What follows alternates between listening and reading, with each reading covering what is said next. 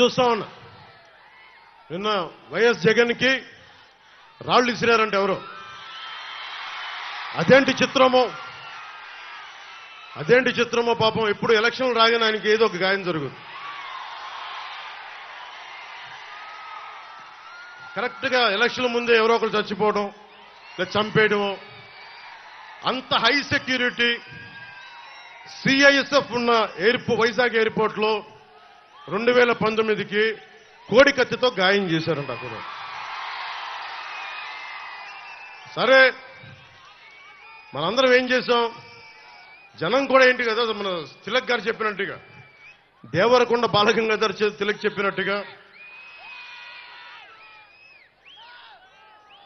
కొడవగంటి మనకి కుటుంబరావు గారు చెప్పినట్టుగా, మనందరం మధ్యతరగతి మనుషులు. మనందరికీ ఏంటంటే అధికారం ఉన్నోడు డబ్బున్నోడు ఏమి చేసినా దానికి ఒక నైతిక భాష్యం ఇస్తాం. పాపం కాకినాడలో ఉండే ఒక మాఫియా డాన్ ఎవరిని కత్తితో పొడిచినా పాపం ఆయన ఏ పరిస్థితుల్లో పొడిచారో పాపనండి, పాపం చంపేశారు. వైఎస్ వివేకానంద రెడ్డి గారిని ఏ పరిస్థితుల్లో పొడిచారో తెలియదండి మాకు. 30,000 మంది ఆడపిల్లలు అదృశ్యమయ్యారని పాపం జగన్ గారు ఏం చేస్తారండి పాపం. ఇది సగటు మధ్య తరగతి మనం చేసే తప్పు. ఇది మన హక్కులను మనం తెలుసుకోవట్లేదు. జగన్కి గాయం అయితే రాష్ట్రానికి అయ్యా గాయం. మీ జెడ్ కేటగిరీ సెక్యూరిటీ ఏం చేస్తుందా? మీ జెడ్ కేటగిరీ సెక్యూరిటీ చూసుకోరా మీరు? మరి చంద్రబాబు గారి మీద రాళ్లు కొట్టించినప్పుడు రాళ్ల వర్షమే కురిపించారా మీరు? అప్పుడు ఏమైపోయినాయి? అప్పుడు రాష్ట్రానికి గాయం జరగలేదా?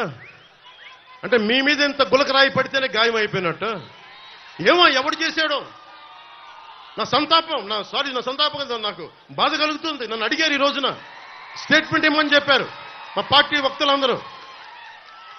సార్ జగన్ గారికి ఇలా దెబ్బ తగిలింది అంటే నన్ను ఏం చేయమంటారన్న? ఆయనకి కొంచెం మీరు త్వరగా కోలుకోవాలని ఇవ్వంటే ఏమో అది నిజమో అబద్ధమో నాకేం తెలుసు. అతనే ఇలా టక్కును కొట్టేసుకున్నాడేమో ఎవరికి తెలుసు? తెలియదు కదా. ఎందుకంటే కరెంటు పోయింది, దండలు ఉన్నాయంట. ఆ దండల్లో వాళ్ళే రాయిపెట్టి కొట్టుకున్నాడేమో, లేదు నిజంగా పోని ఒకసారి నాన్నా పులి కథలాగా ఒకసారి చెప్తే బాగుంటుంది. ప్రతిసారి ఎలక్షన్ రాగానే జరిగితే నిజంగా పులి వచ్చిన నాన్నా పులి కథలాగా అది అబద్ధం అనుకుంటాం. సరే, నిజంగా మీ మీద రాయిసినోండి మీరు పట్టుకోండి. ఎదురుగా పొడిచిన వ్యక్తినే ఈ రోజు వరకు మీరు పట్టుకోలేదు. జైలు నుంచి అతను బెయిల్ ఇప్పించారు 5 సంవత్సరాల తర్వాత. కోడికత్తి వ్యక్తినే. ఈ సెంటిమెంట్ డ్రామాలు దయచేసి ఆపండి. ఈ నాటకాలు భరించలేకపోతున్నాం. నేను వచ్చేటప్పుడు నా మీద బోల్డెన్ రాళ్లు పడతా ఉంటాయి. మనకి పీఆర్పీ టైంలో నేను ఖమ్మం వెళ్తా ఉంటే నా మీద రాళ్ల వర్షం.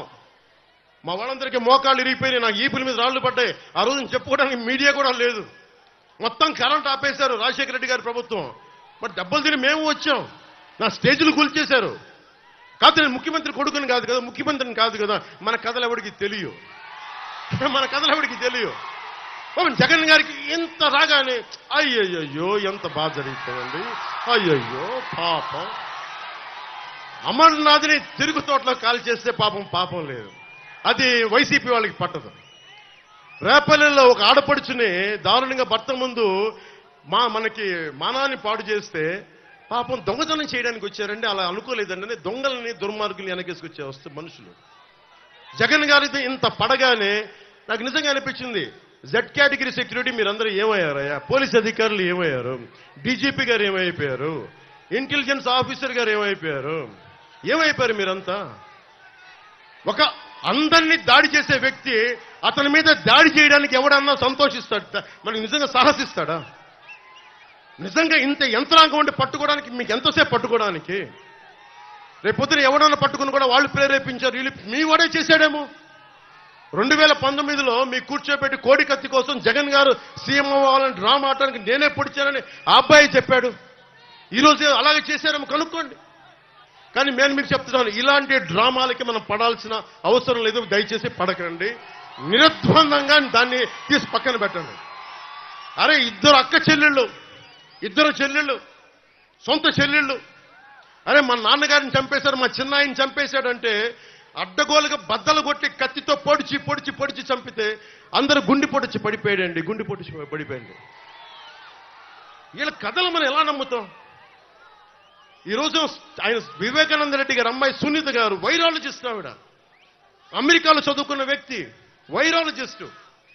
కరోనా లాంటి వైరస్ ని ఆవిడ దాని మీద నిజంగా వైద్యం చేయగలిగే వ్యక్తి. ఆవిడ కూర్చొని నా తండ్రిని చంపేశారు, నా తండ్రిని చంపారంటే ఒక్క పోలీస్ అధికారి దాని మీద మాట్లాడు. CBI central bureau of investigation వస్తే కడపలో కోర్టులోకి వెళ్ళనివ్వరు వాళ్ళని. ఇంత దారుణంగా ఉంటే మనందరం కూర్చొని చేతులు ముడుచు కూర్చున్నాం. మనందరం, మనకు పౌరుషం చచ్చిపోయింది, మనందరికి చచ్చిపోయింది. ఎందుకు నేను వ్యతిరేక ఓటును చీలద్దు చీలద్దు చీలద్దు ఎందుకంటానంటే, ప్రజాస్వామ్యాన్ని కూలి చేసేవాడు ఒకడు కూర్చొని మనందరినీ పొడుస్తా, చంపుతా, దోపిడీ చేస్తా ఉంటే ఎంతకాలం భరిస్తాం? ఎంతకాలం?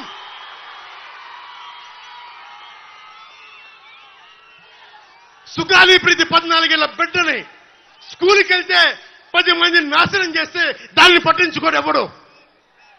జగన్మోహన్ కి బొక్క పడితే, చిన్న గులకరాయి పడితే రాష్ట్రం అంతా ఊగిపోద్ది.